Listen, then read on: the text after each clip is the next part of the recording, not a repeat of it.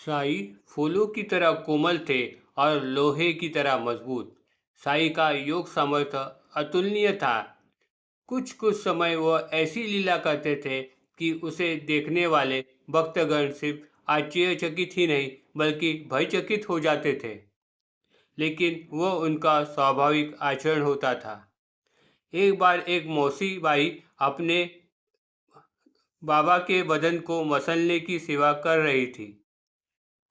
वह अपने दोनों हाथों से बाबा के पेट को ऐसे मसल रही थी कि मानो कोई छाछ की डेयरी को घुसल रहा हो।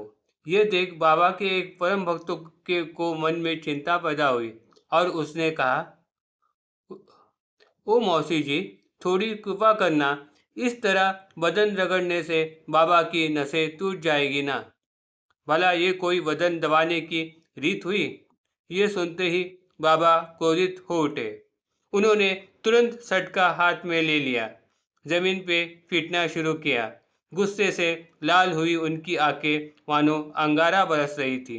साई सटके को हाथ में लिए और उसे एक कोने को अपने पेट के अंदर घुसा के और दूसरे कोने को मस्जिद के खंभे में गाड़ दिया और अति शीघ्रता से उसे अपने पेट में घुसाने लगे और इस तरह बाबा खंभे से भिड़ गए।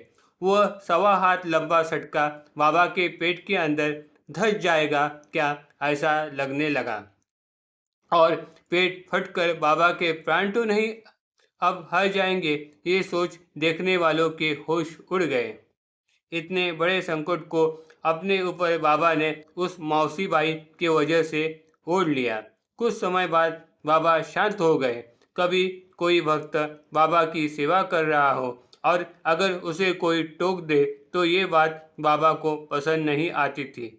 बाबा के इस नरसिंह रूप को देख के उस भक्त ने निश्चय किया कि जिसके मन में बाबा की जिस तरह की सेवा करनी हो उसे उस तरह से करने दे।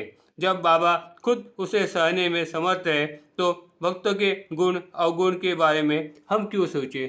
ओम Shri Sai Ram. Please like and subscribe my channel.